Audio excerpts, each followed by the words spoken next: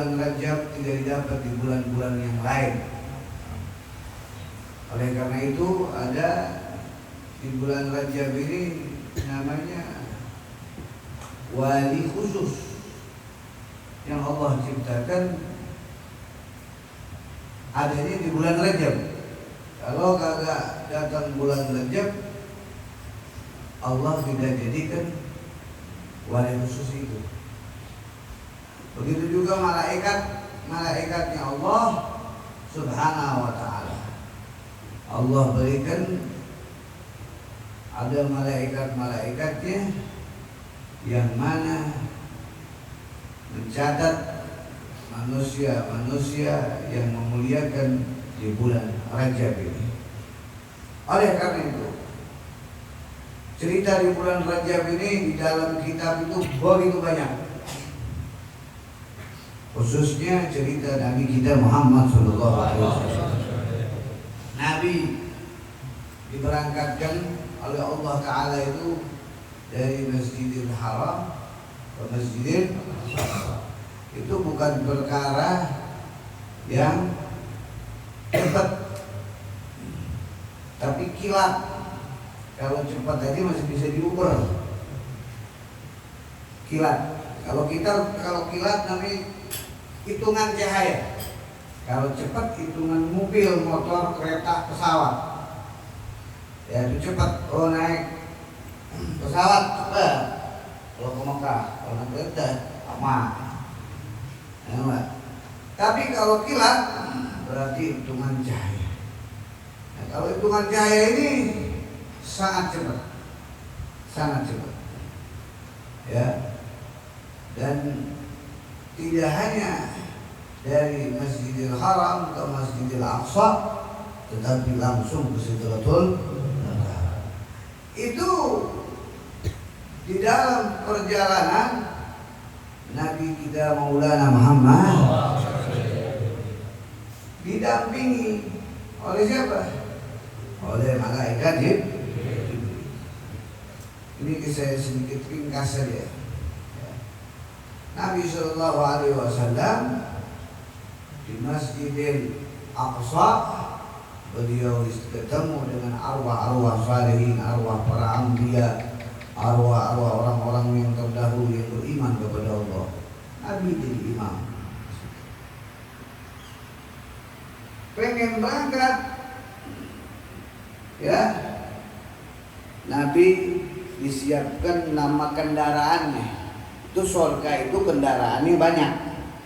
Bahkan di surga itu mewah-mewah. Makanya dibilang apa?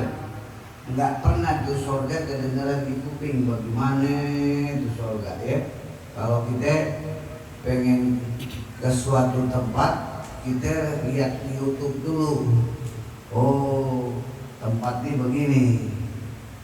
Suasana airnya, anginnya, kalau di gunung, di laut begini.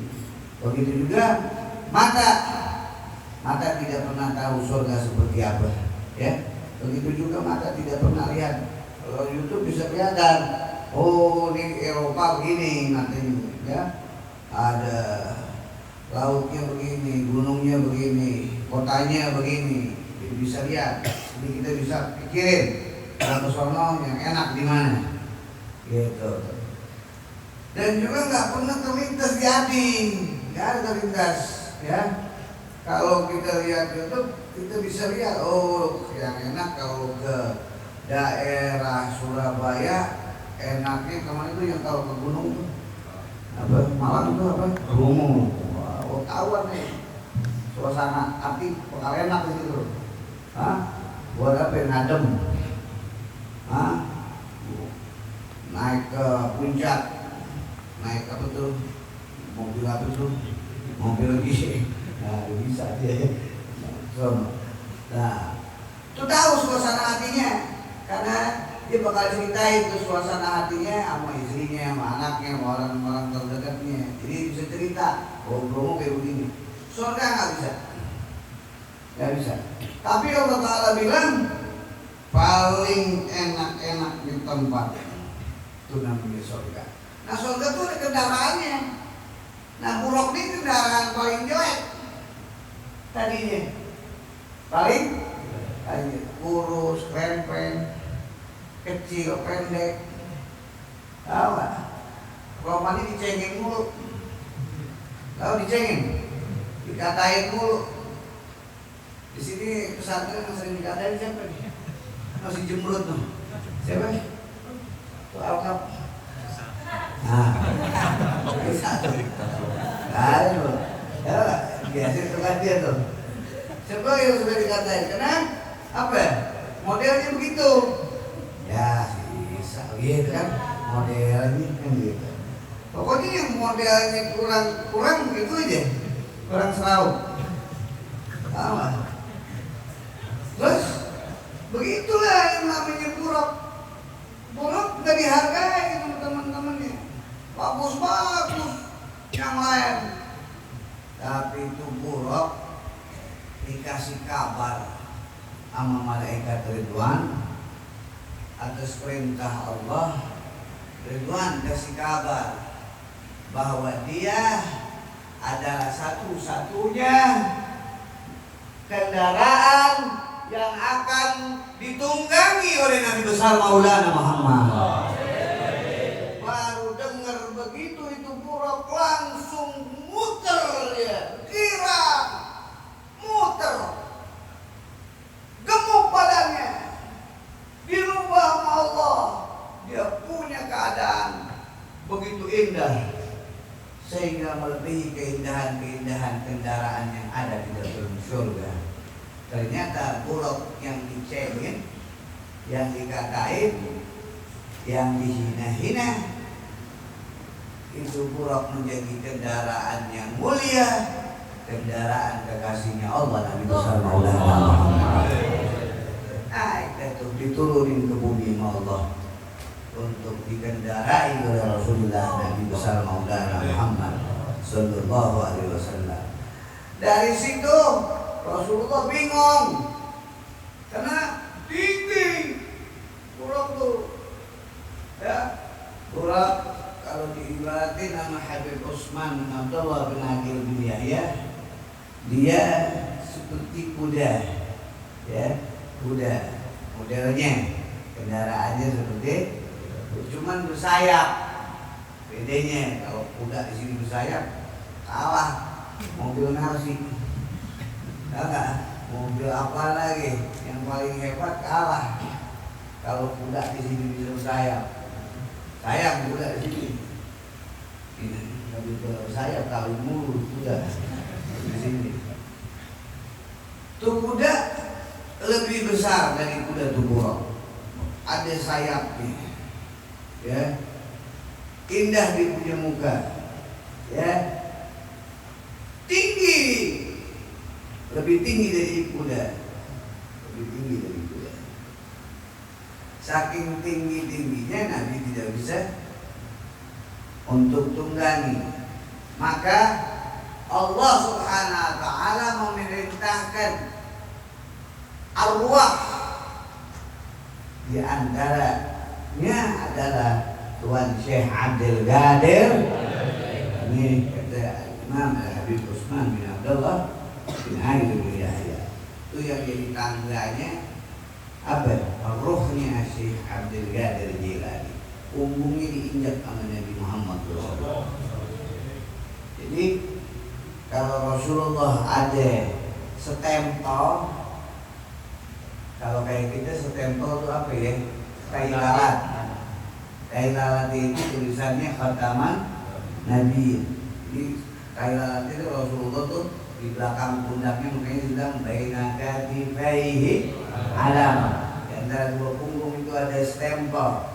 Stempel itu tulisannya Muhammadur Rasulullah khataman Nabi. Nah, kalau Syekh Abdul Qadir Jailani di belakang pundaknya ada telapak kaki Nabi Muhammad. Nandai bahwa beliau adalah Qutbu Rabbani wa Haikal Nurani Sayyidina Syekh Abdul Qadir Jailani. Jadi nggak sembarangan orang jadi wali mau diturunin Allah arwahnya ketemu Rasulullah. Orang tuh dijadiin wali-wali sama Allah, dia udah ketemu alam arwah itu sama Nabi Muhammad SAW. Di antaranya orang yang menjadi tangganya Rasulullah SAW adalah siapa? Syekh Abdul Qadir. Singkat, kalau saya ceritain panjang, ya, nggak hadir ke Bogor saya nanti, ya. Itu bukan berarti naik ke atas langit terus main masuk-masuk aja, ngelewatin ribuan cahaya. Ini aja ente belum bisa ke planet Pluto. Ada nggak berita kabar di televisi orang Indonesia masuk Pluto? Ada begitu? Belum ada. Jangan Pluto, Mars aja belum, bulan aja belum. Tapi bulan itu bulan-bulanan. Enggak asli, enggak ada. Jauh lu kira dekat. Dari sini ke Istana Segap dekat. Rumah Setalo, Garung Kandang dekat. Ini bulan. Belum ada orang berbuat. Itu dibohongin sama Yahudi. Benar, suwe kan? Iya. Apalagi ke Mars, apalagi ke Pluto. Bagaimana mau ke planet ke-1? Tapi lihat baginda kita Nabi Muhammad sampai ke Sidratul Muntaha. Di langit pertama aja diketuk tuh malaikat Jibril. Assalamualaikum. Itu malaikat penjaga pintu pertama, tinggi, besar, bersayap. Wah, tabuk mengok lu. Baru yang pertama tuh. Baru malaikat tuh tanya, mana anda? Ana Jibril. Mana ada? Siapa bersama kamu? Muhammad Rasulullah. Bagat Amar, ada perintah nggak? Tuh, udah bawa Nabi Muhammad aja, dia bilang ada perintah nggak? Wah, main masuk-masuk aja tabuk lu. Itu langit pertama baru. Bagat Amar, ada perintah nggak? Naam, bagat Amar min Allah. Baru dibukain. Ala wa marhaba, kata malaikat. Selamat datang. Buka itu pintu langit pertama. Bengong Nabi. Begitu indah itu langit pertama. Baru langit pertama. Bintangnya lain kayak begini. Ini bintang begini alhamdulillah. Kagak ada bintang aja lu bilang, wah udah lagi. Itu bintang dunia. Nah, enggak, kalau bintang 7 Holil. Punya kepalanya. Bintang yang di dunia aja nandakan bahwa langit dalam keadaan aman. Indahnya luar biasa. Padahal itu baru bintang-bintangan. Apa ya? Bintang-bintangan. Itu bintang yang mana asal mulainya dari galaksi. Ya. Asal mulainya dari kumpulan bintang-bintang apa? Gas oleh lo. Namanya kumpulan bintang-bintang apa? Galaksi. Galaksi itu namanya kumpulan bintang-bintang. Sebelumnya apa? Namanya molekul. Loading dulu.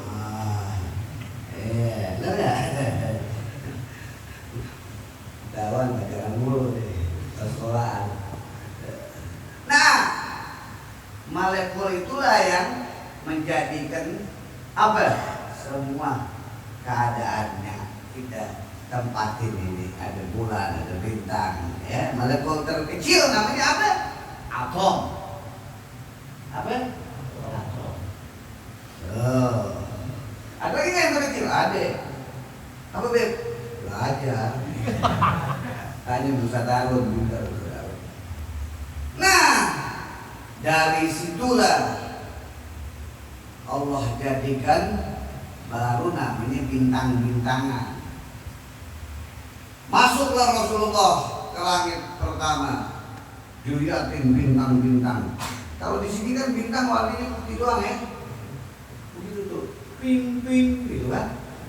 Paling yang bisa kita lihat matahari merah ya, kadang kuning warnanya, begitu doang. Tapi di langit pertama tuh bintang warnanya warna-warni, warnanya warna-warni.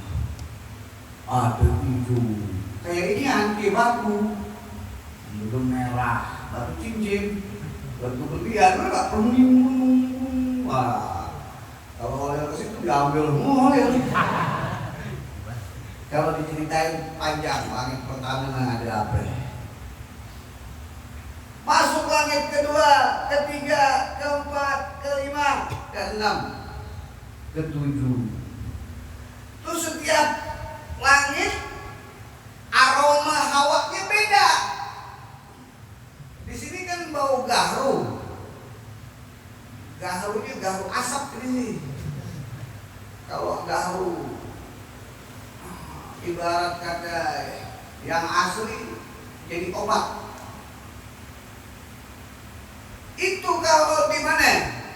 Di langit itu wangi yang didatangi Rasulullah setiap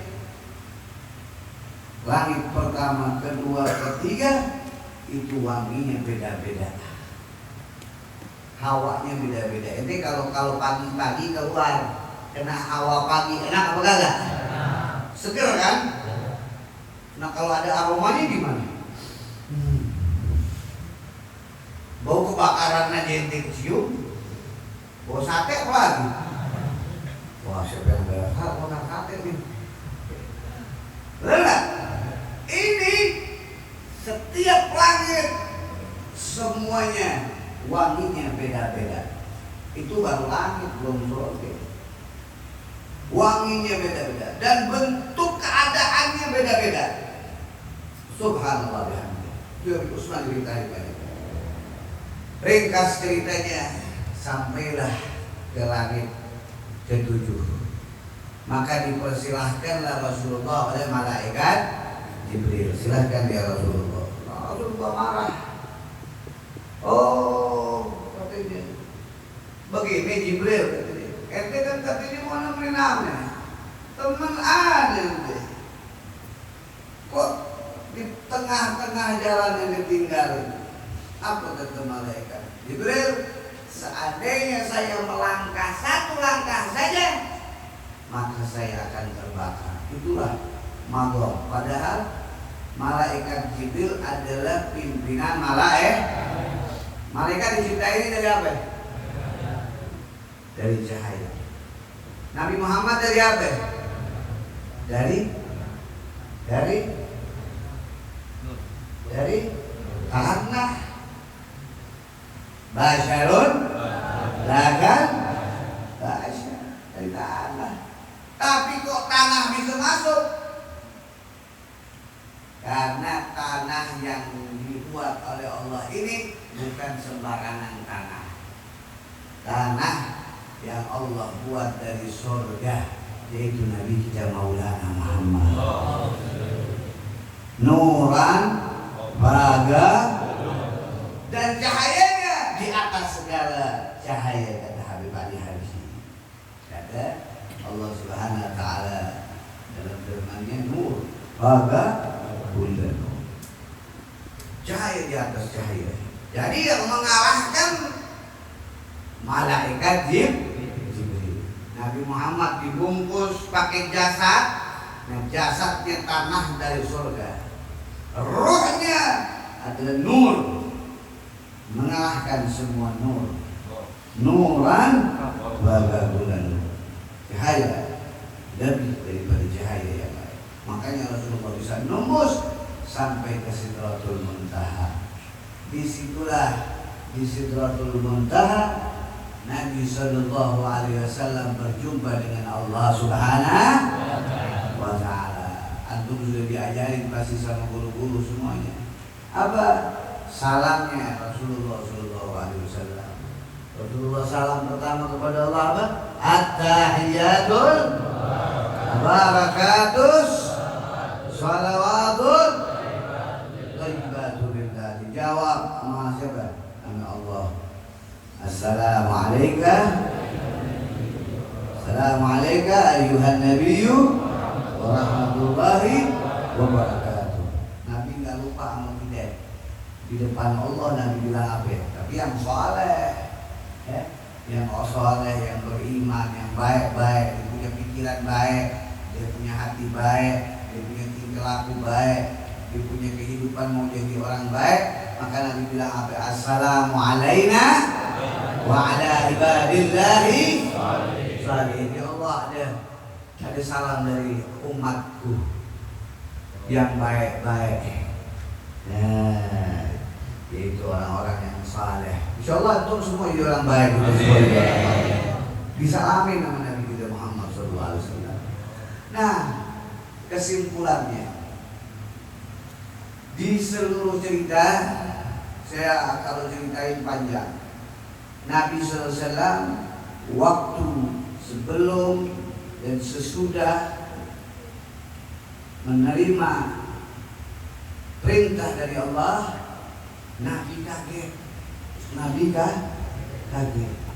Kenapa kaget? Karena Nabi melihat kata malaikat Jibril nggak ada kumpulan di aras dan nggak ada orang makhluk ke aras. Kok ini ada orang putih-putih semuanya? Siapa ini orang putih-putih? Maka ditanyalah rombongan tersebut oleh Nabi kita Maulana Muhammad. Antum ini siapa? Maka mereka menjawab, kami ini adalah umatmu wahai Maulana Muhammad. Kaget Rasulullah. Umatmu, umatmu. Kok bisa sampai sini? Ketahuilah wahai kekasih Allah, sesungguhnya yang menyampaikan tingkatan kami melebihi dari para malaikat, dikarenakan kami di alam dunia tidak pernah lisan kami lepas untuk bersalawat kepadamu wahai kekasih Allah Nabi Muhammad. Makanya antum diajakin selawat tiap malam Jumat, tiap hari, tiap waktu, biar antum punya kelas lebih tinggi daripada malaikat-malaikatnya Allah. Kenapa? Karena Nabi yang lihat bahwasanya para kumpulan-kumpulan yang berbaju putih, berimamah putih, mereka mukanya bercahaya, bahkan matanya mengeluarkan cahaya, telinganya mengeluarkan cahaya, hidungnya mengeluarkan cahaya, mulutnya bercahaya, tangannya bercahaya, kakinya bercahaya, pori-porinya bercahaya. Ternyata itu adalah umatnya Nabi Muhammad. Sebabnya cuma satu, di dunia dia nggak malas buat diajak bersalawat kepada Rasulullah.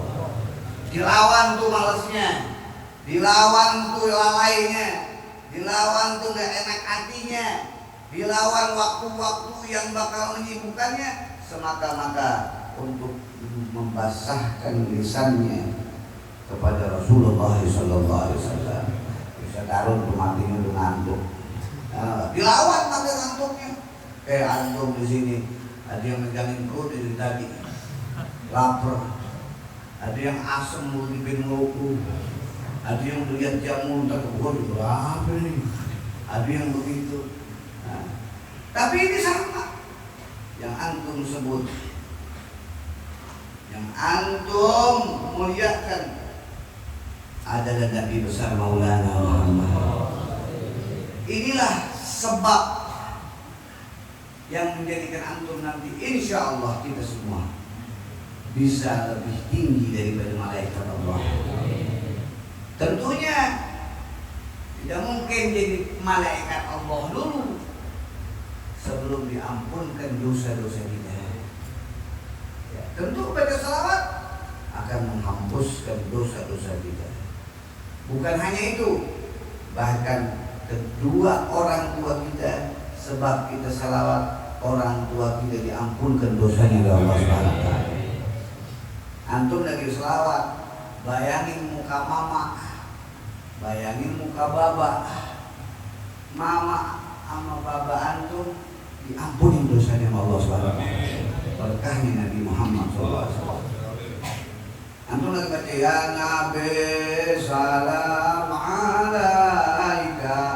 Antum bayangin, ya Allah, mudah-mudahan baba yang udah nggak ada bisa kumpul sama Rasulullah.